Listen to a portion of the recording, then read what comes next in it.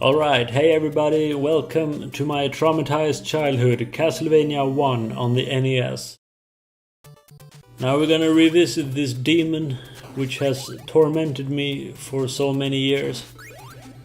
I remember playing this back in the day and I remember it to be a profoundly painful experience for me and my neighbor. Yeah, we would sit and grind this game. And grind was the only way to play it, since it doesn't have a save feature or a password. You have to beat the whole game in one sitting. And by the time you reach stage 4 with Frankenstein's monster, stage 5 with the Grim Reaper, you're gonna notice that, you get stuck and you start to despair. I mean, we were just kids back then, you know what I mean?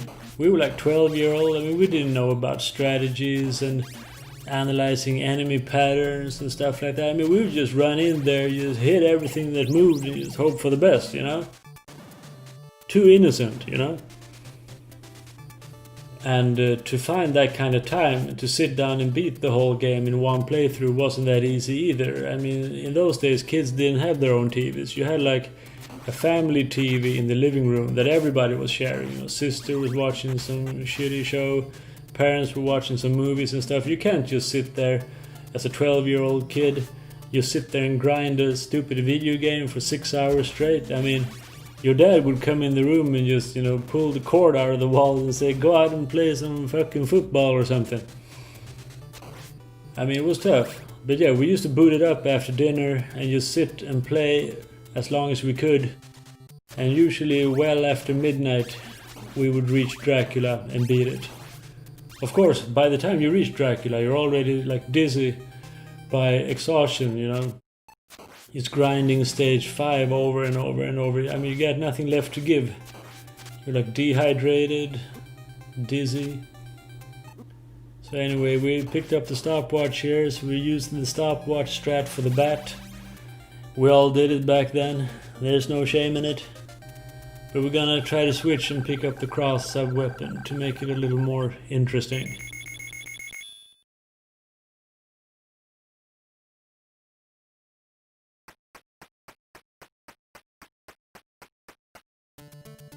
Alright, so this game was directed by a guy called Hitoshi Akamatsu, and he was a big fan of horror movies, and he wanted the game to feel like you were in a horror movie. And I think he really managed to do that. This game has the Frankenstein's monster, the Mummy, the Dracula, all the classic monsters from the Universal and Hammer movies. And of course, maybe that's why the game is so goddamn difficult too. Because, if you were in a horror movie, you would probably be like kind of a helpless victim too. Or at least there would be like difficult struggles to overcome. I don't know if you know that, but Frankenstein and Dracula, all those characters are in the public domain.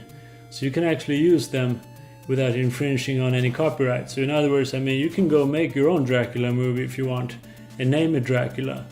No one can sue you.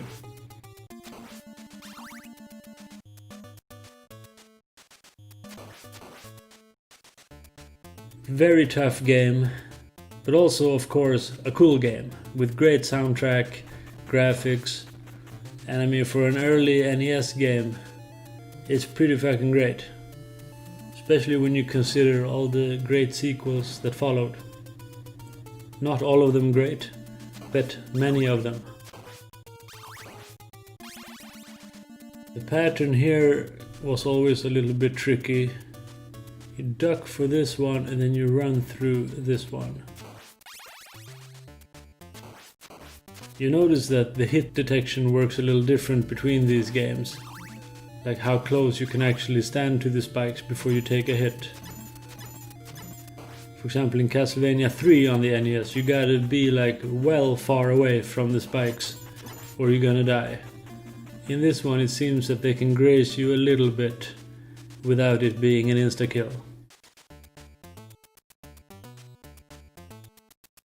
So in this game you got the little Medusas and the big Medusa. I'm gonna assume that these little ones are the babies and the big one is the mama. And she's plenty pissed now. But that's nothing compared to how fucking pissed off I am at those little Medusa heads. Just shove that up your ass.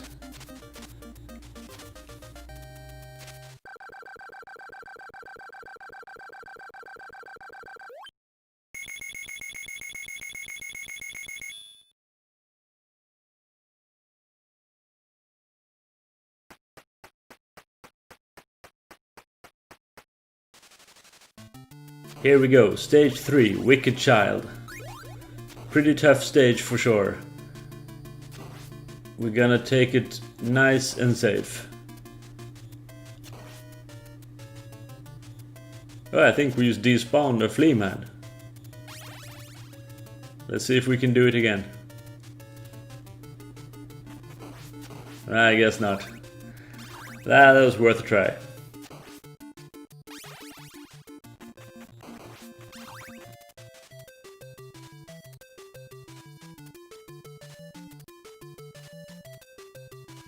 I mean, the 8-bit was actually the best console of all time, you know. If the games got broken, you could fix them yourself just by blowing air into them. You know, that would happen sometimes. You know, you put the game in the console, but the game wouldn't load properly, you know. There would just be some flickering or something, you couldn't get to the title screen. Well, then you just gotta take the game out, just blow air into it, and then, as if by magic, it worked. Of course, I had a buddy who didn't know how to do it. He would like put his whole mouth on the game cartridge, you know. He would just hold it and play it like a fucking harmonica. And he did that so much, you know, he would get like saliva and stuff. So, you know, the edge of the game would be like brown and corroded. All kinds of funky stuff, you know, the metal would start to rust and stuff.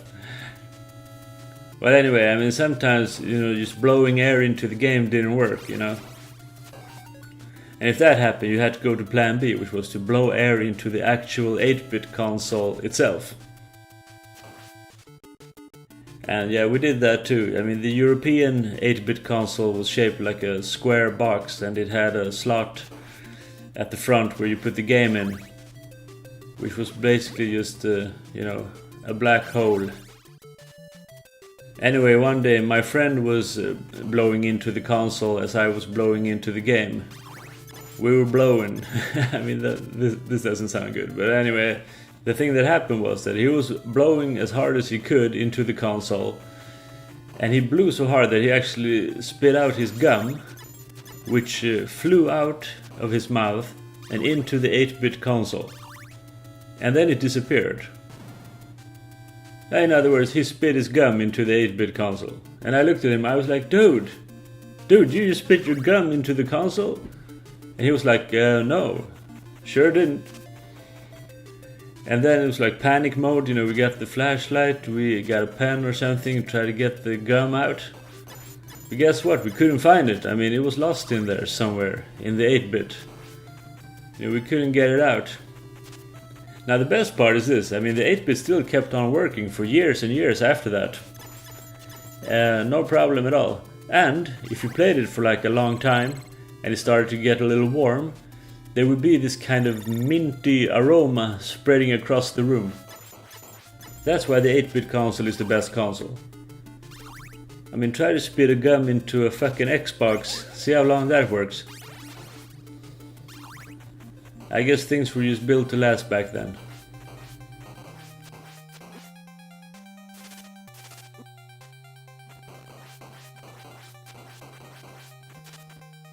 Yeah, we went full kamikaze on the mummies here. They are dead.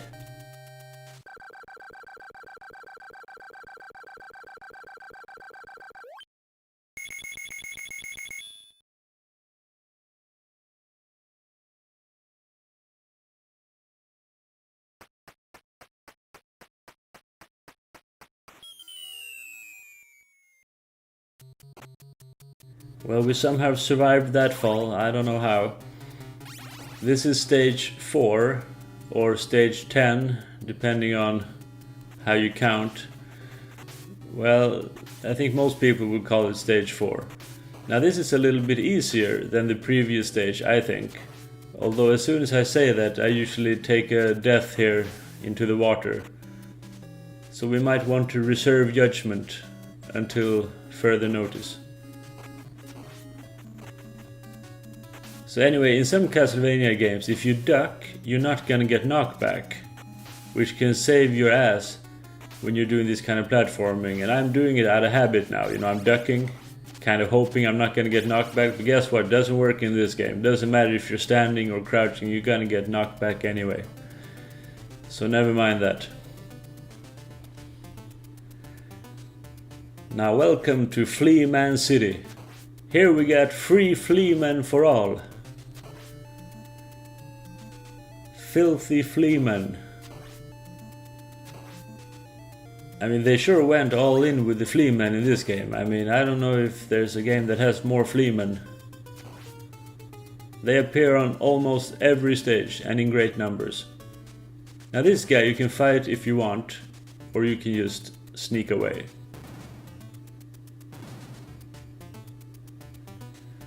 And this boss here, Frankenstein's monster, is one of the cheapest bosses in the game and a major roadblock for us kids. I mean, I know that the Grim Reaper is considered by most to be the hardest boss, but I don't know. I mean, we had some debates going on back then. I mean, we would sit and argue like, who is the most disgusting, filthy, heartless boss? Is it Frankenstein's monster or is it the Grim Reaper? Because sometimes you can get more stuck here at Frankenstein than you get at the Reaper. It's like the old song, don't fear the Reaper, fear Frankenstein. Yeah, no strategy, you just gotta go in there and fuck him before he fucks you. This little thing, the flea man is too fast anyway, and the projectiles, I mean, you don't have time to dodge it, you just gotta destroy them.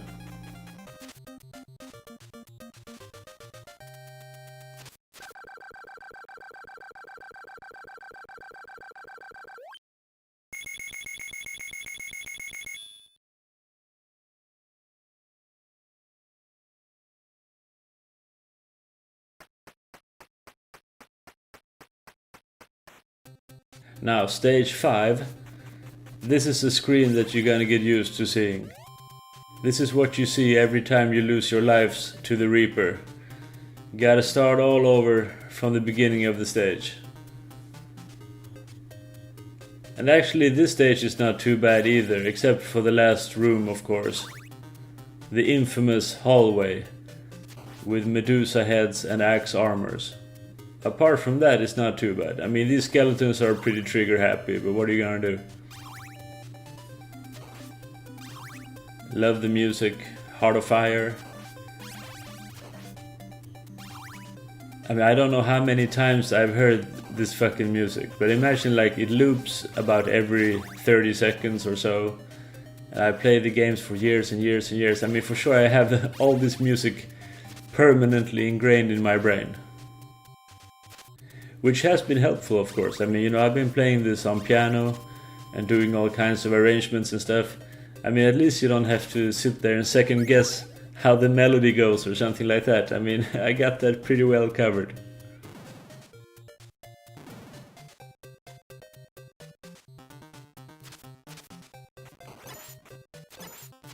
After all these years, the music is still great, you know. This is the music of my generation. We didn't grow up with classical music or jazz or, you know, even rock and roll. That was our parents. Video game music, that's my generation. It's like a mixture of everything, you know. It's a little bit of rock, it's a little bit of jazz, it's a little bit of classical. Basically everything. You just can't beat it, you know.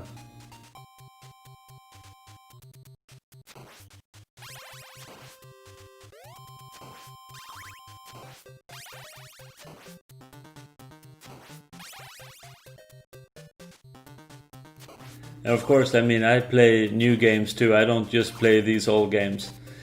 I mean, of course, I love the pixel art and I love the 2D side-scrolling action. But I mean, I like all kinds of games. You know, I love, for example, Dead Space and you know, the whole Resident Evil series.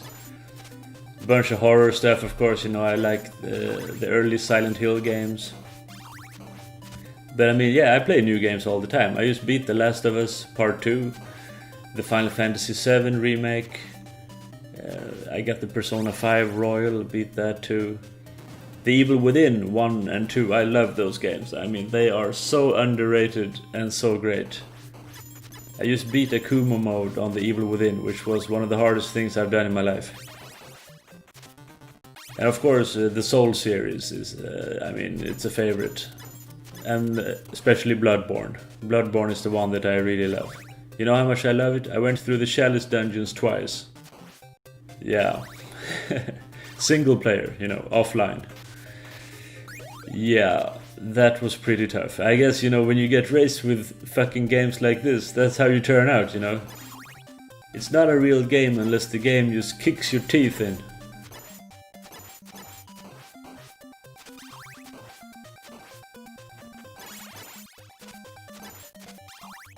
You just gotta get into a good rhythm here. That's what it's all about. You can't take a hit here. If you take a hit here, you ain't got a chance against the Reaper.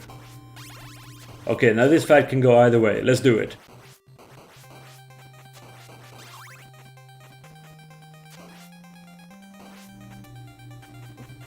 Fuck. Piss.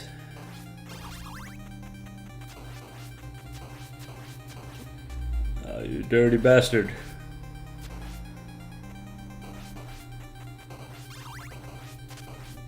Alright, we got him. I mean, we were one hit away from death, but this fight is so stressful, you don't really have time to look at your health bar or his health bar. You just gotta try to keep your eye on all the scythes flying around the screen. And I mean, I can't tell you how many times we beat this fucker back in the day, but there was one scythe left on the screen, you know, just flying around and then homing its way right up our butthole. There's no worse defeat than that, you know, you kill the boss, but you get hit by one of his weapons. Now this bridge here has a couple of bats, and sometimes you can avoid them, and sometimes you can't. Sometimes they'll just knock your ass right off the bridge. Sometimes they shoot, sometimes they don't. Oof! Well, it's almost impossible to avoid that, so what are you gonna do? Short stage anyway.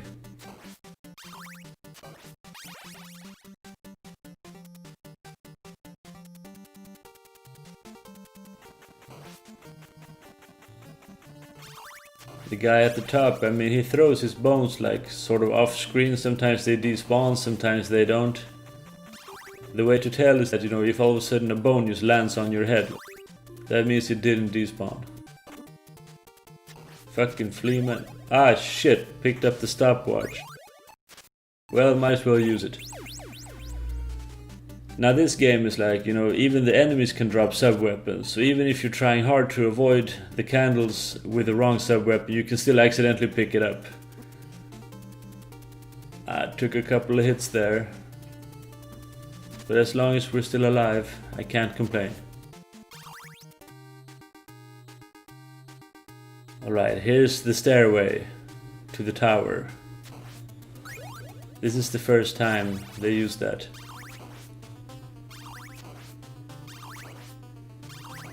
And here we are in Dracula's chamber. And here is the man himself.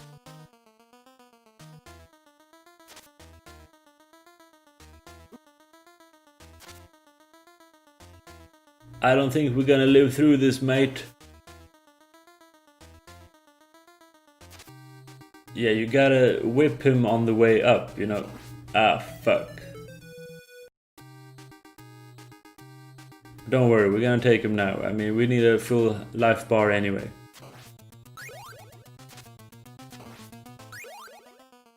Now, the thing is this, the boss only has like one timing that you have to master. You gotta jump and whip him on the way up and not on the way down. Because then his head becomes invincible for some reason. But yeah, as you notice, he only loses 1 health point per hit. So it's gonna be a long and tedious fight, and I bet that they designed it like this just to make sure that you mastered this timing. Fuck. Yeah, you know what? You can't stay anywhere near the corners because he likes to spawn on top of you. And you can get stuck in the corner, so you just gotta walk around here. Keep to the middle of the screen and just be ready to position yourself as soon as he appears.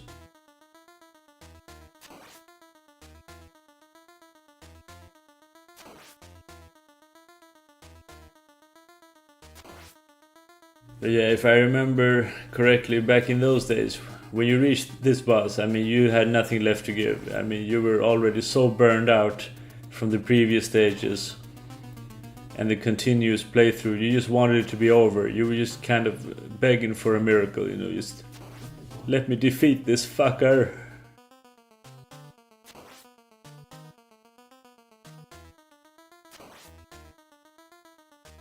Alright. Boom!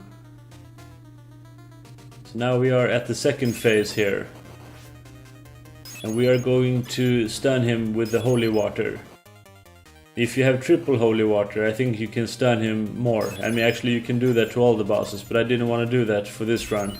Because it's a little bit, you know, cheap and boring to look at. I mean, it's not really a victory if you stun lock the boss so he can't move at all.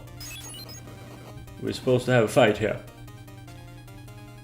For this guy I'll make an exception, because he's such an ugly fucker. And he's dead. That's Castlevania 1 on the NES.